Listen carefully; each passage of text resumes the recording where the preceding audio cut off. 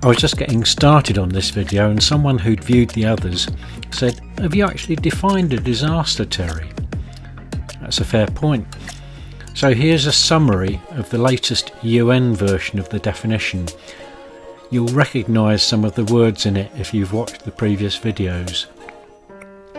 Serious disruption of a community or society at any scale due to a hazardous event combining with vulnerability causing any or all of human, economic or environmental losses.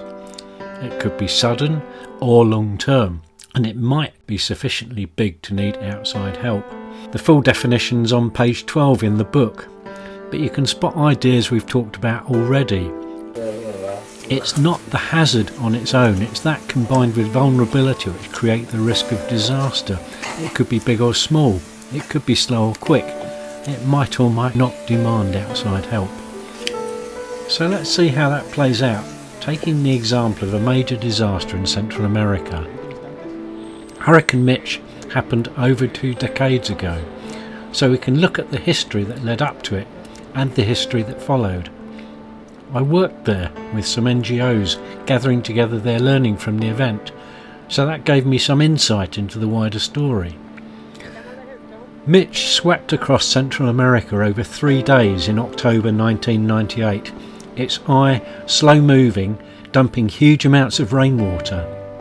In Honduras's capital, the river rose 10 metres, sweeping trees and debris downstream, ripping the riverbanks away, so one whole community collapsed completely into the river.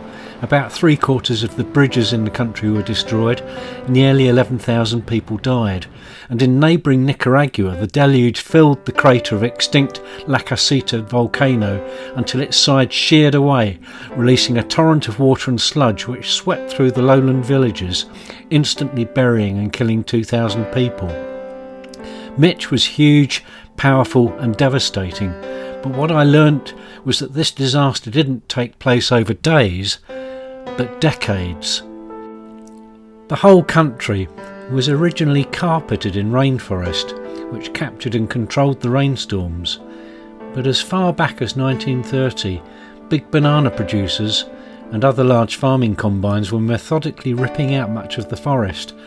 60% of the usable farmland was owned by 2 big combiners by the 1990s, and it's reckoned that 10% of the forest was felled in just 1 decade. As I drove through the hills they looked shorn and shaven, and about 9/10 of the country was like that. Beyond big business, the majority of the population were poor, scrabbling to find land to work, pushed to the edges by the big landowners, working less fertile land on hill slopes, ripping out trees to create small holdings. They knew that in doing so the land would be gradually washed away by erosion, destroying its fertility. One even said, "I am destroying the land." He didn't want to, but he had no choice, and the deforested land would magnify the storm hazard, which was exactly what happened when Mitch struck. The storm rains flooded unchecked down the hills into rivers which were clogged with silt, which flooded still further and caused the devastation everybody experienced. Beyond the immediate death toll, many of the peasant farmers lost everything.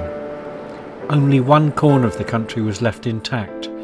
The Mosquito Coast rainforest was a protected area, still carpeted with rainforest. It showcased what might have happened across the whole country if the land had been managed well. Because while in the capital the river rose by over 10 metres, Mosquito's Patuca River rose just 30 centimetres. Yes, that caused some damage, but after the storm, rainforest communities recovered rapidly. By contrast, in the capital, years afterwards when I was there, many were still in disaster housing, many services hadn't been restored, unemployment was high. After the storm, aid agencies poured in huge amounts of money in the hope of rebuilding in a better way, which made people less vulnerable to the next storm. But their assessments found that underlying pressures of financial greed and corruption led to the country ending up in pretty much the same state as it was before. The hazards that people were exposed to were still just as great, and the vulnerability of the majority of the population was still high. The impact of the disaster was shaped over the decades before it, and its consequences are still felt decades afterwards. The storm itself was unavoidable, but it continues to be human choices and actions that determine the impact of Mitch and of the storms that continue to sweep the region every year. Disasters have history, but how can we learn about how to avert them, now and in the future? In the next video I turn the focus to global cities and look at how past history points towards future risk of disasters, both large and small, unless we change course. If you found this video useful in understanding disasters, subscribe to this channel as we explore disaster makers and check out the Disaster Makers book.